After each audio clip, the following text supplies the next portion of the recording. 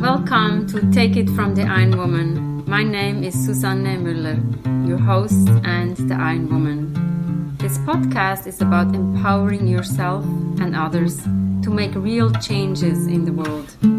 You will hear from everyday, smart, sophisticated, hip people like you and me. Not everybody has to be an Ironwoman to impress the world.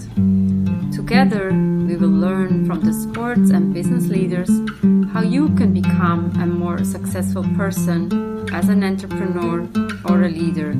It's one step at a time, one day at a time. Take your steps now. Take your big steps now. Join me on this journey to success. This podcast is being sponsored by Get Loopy. On episode 41, you can hear the story of Isabel, the co-founder and CEO. Get Loopy, get a 20% discount off your first order. GetLoopy.com. Take it from the Ironwoman. We only have special guests. Today we have Michael from Melbourne with us. Hello, Michael. Please introduce yourself. Who is Michael who's going to join us for this episode today?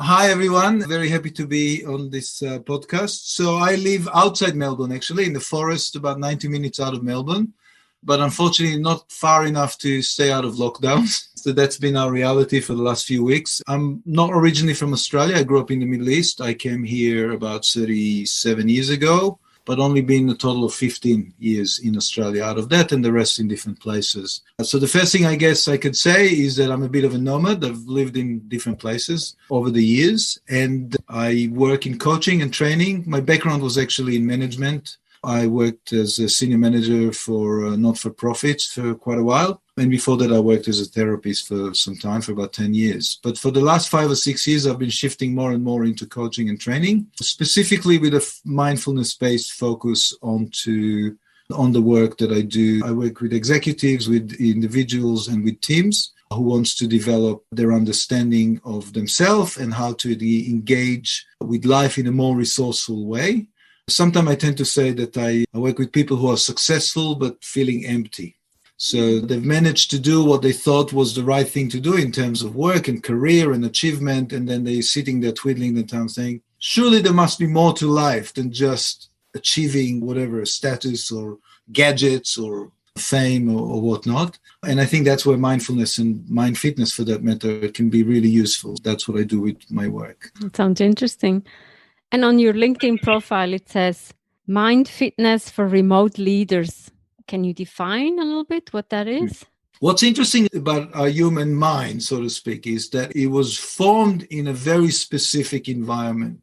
And that environment was roughly 100,000 years ago, pretty much the same for about 70, 80, 90, almost 90,000 years. So for the last 100,000 years, for most of that time, the environment was basically, let's live as a tribe on the savannah. And the reality of that tribal kind of existence was that people lived together in small groups and they knew each other very intimately. They knew their position in the tribe. Whatever they needed to do throughout the day was fairly prescribed and known. People worked less. I still assume that women worked a lot harder than the men did those days as well. But in general, there was just more time for interaction, for socializing, sitting around the fire at nighttime, talking to each other, sharing times, sharing stories. And in the last 10,000 years, that started to change more and more with the advent of the different technologies that we've adopted. So as agriculture was coming in, we stopped living in tribal, we started living in more urban kind of environment.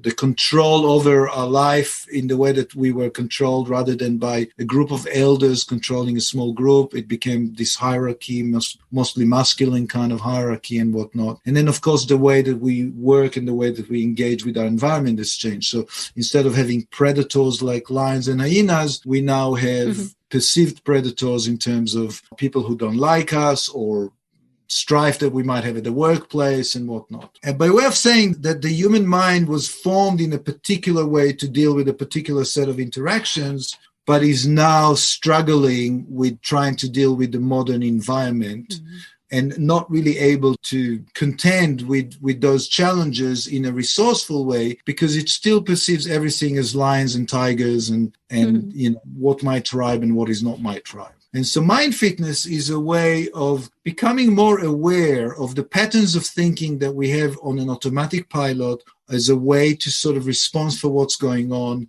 based on our DNA and our genetics, on the way that we've been evolved in that sense, like I've described, but also on top of it, the layering of conditioning that came through our carriers in our childhood, which basically formed who we are as a person. And for the length of time that we're not aware of it, we're very much interacting from a spaghetti of thinking and reacting that is not conscious, and most of the time is not very resourceful. And the idea behind mind fitness is that you can bring that awareness and you can start to understand what drives you and what changes, what can be changed in the way that you respond to things through developing different beliefs and different behaviors about yourself. And the fitness part of it is that, like any other exercise, you need to do it for a long while before it can become a new way of behaving. And so the fitness is developing this behavior as a new regime of interaction with other people. This is an interesting definition. Fitness, it's all about training and training that muscle so we can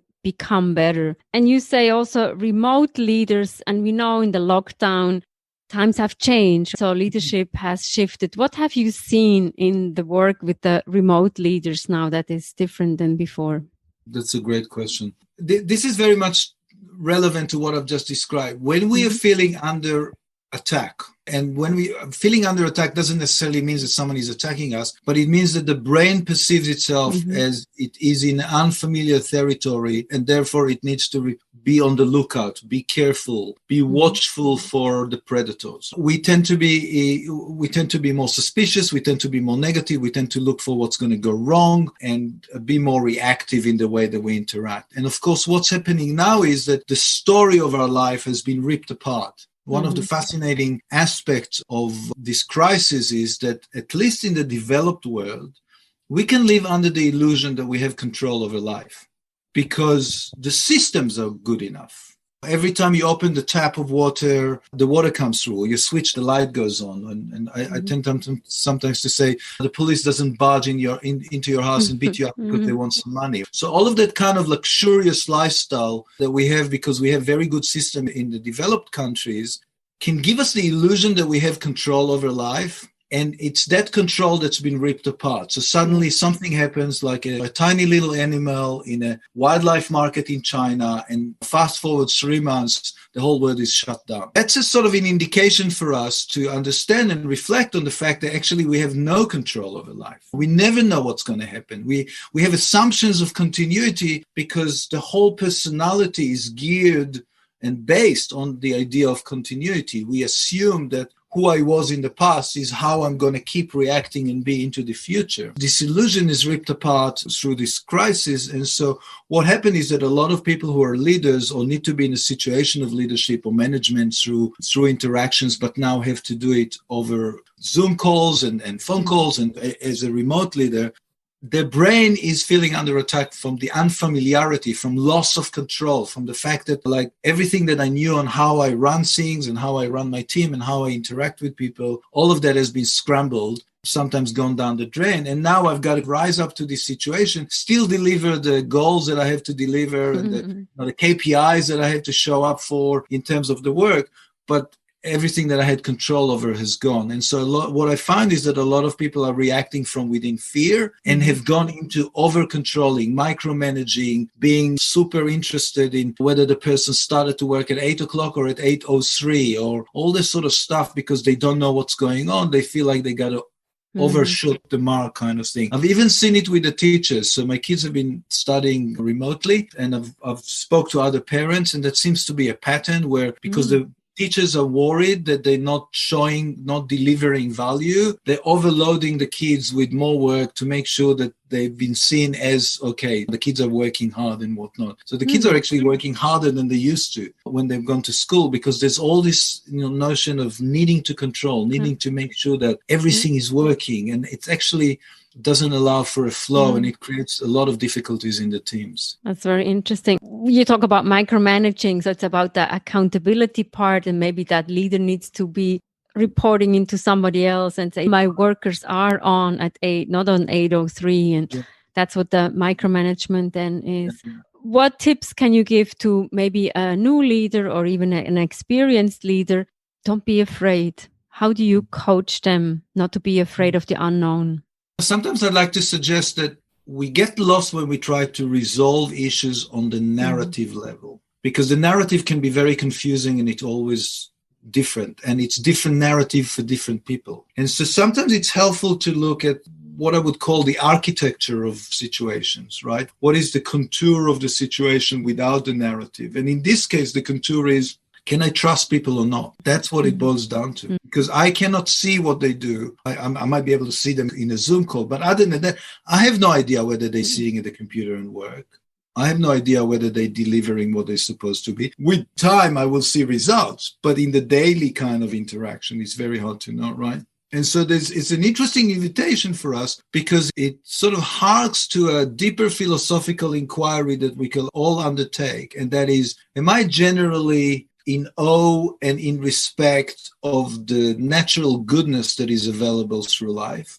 Or am I weary and suspicious of what's going to go? And what makes it really tricky is that, as I've described at the beginning of the conversation, we generally wired for negativity. We generally wired for what's going to go wrong. And that is because if you look at those 100,000 years, the people who were really happy-go-lucky had less children than the people who were looking for where's the predator going to come from. And that's now been scientifically proven. So we tend to embed negative experiences much deeper and much faster than positive experiences. And therefore, when we come to a new unfamiliar situation, we tend to be, what's going to go wrong? And I think the invitation for us, the architecture of how we can approach this situation, instead of on the narrative levels, oh, this person tend to be like that, and therefore I should be more suspicious of the way that they do things, or this person hasn't delivered. Whatever the narrative is, let go of the narrative and look at the level of, can I bring trust and work from trust with that person, and then see what happens? Because the beautiful thing about, there's a whole class of kind of feelings and engagements like trust and kindness that tend to work better if we practice it. In other words, we become more trusting if we trust, and we become more kind if we tend to show kindness. So it's an opportunity, an invitation for us to do that, and see how the universe rise up in response, how the other person rise up in response to that. Because the beauty of it is that when you tend to put that face and that positive kind of regard, as we call sometimes in the work that you and I have done, Suzanne, when we tend to put that regard on another person, that person rise up to that. And that person shows up in reflection, in their positivity, in their way of saying, you trust me, I'm going to embody that trust. I'm going to live that trust, because I love that. Look, we all like being looked upon as someone who can be trusted. So I feel the invitation is to go against the natural grain of being worried and suspicious and kind of concerned, and see if we can practice that positive sort of feeling where you say, you know what? I think that you can deliver what you need to deliver. You manage it because you got to juggle kids at home, schooling, and like maybe you're shopping you need to run in the middle of the day to go and do some shopping. Whatever it is that you need to manage for the crisis, I trust you're an adult. You do what you do, and you pull me when you need some help, but I'm totally going to let it be. It's that law of attraction. If you show more trust, other people will also show you more trust. It's interesting, yeah. A bit weary of the law of attractions, because often it's been hijacked into this kind of fantasy land of, thinking houses and you'll get those like fairy tale, some story, but California dreaming type thing. I think in some sense, as you sow, so shall you reap. So it's like, how are you showing up to your life story? Because you read your life stories through the perceptions that you engage. You tend to perceive on the outside goes on in your head, not the other way. We often tend to think that our experience is what drives our attitude. But it's the other way around. And it's hard to get our heads around it because it seems so right when there's the outside and there's me and I'm responding to the outside. Our attitude begets our perceptions, and our perceptions beget our experience. And if we learn to flip that around and show up, inhabit, occupy attitudes and behaviors that are open and considerate and optimistic, I would say, about what's going to happen, the chances is that we're going to reciprocation from the universe in terms of how things come to our life. This is very beautiful. So it's an invitation, being optimistic and trusting. These are wonderful words of wisdom from Michael. Thank you so much for being with us and giving hope and trust and an invitation. So thank you so much, Michael, for being with us today. No, thank you. Thank you for inviting me. And I should absolutely say that the words of wisdoms are because I was beneficiary of the wisdom of a whole lot of other people. They're not my words of wisdom. I just happen to like to talk about them. It's always nice to talk about wisdom with you and philosophy. So I think whoever wants to talk more to Michael, he's certainly the person to go deeper in any subject. That's what I've learned from you. I really appreciate all your inputs and also your wisdom and laughter. I think that's something that's very special about you. Thank you so much. Thank you. Fantastic. Always nice to talk to Michael. What would we do without technology? We can have a nice conversation on a humanistic level. So thank you so much, Michael. Always inspiring to talk to you. Take it from the Ironwoman. We have episodes every Monday, every Wednesday. Chime in, leave a comment, like us, and don't forget to order Get Loopy, getloopy.com. You get 20% off of your first order. Get Loopy, it's the plant-based snack. Really important to fuel your appetite. Take it from the Ironwoman. See you next time. Thank you. Bye-bye.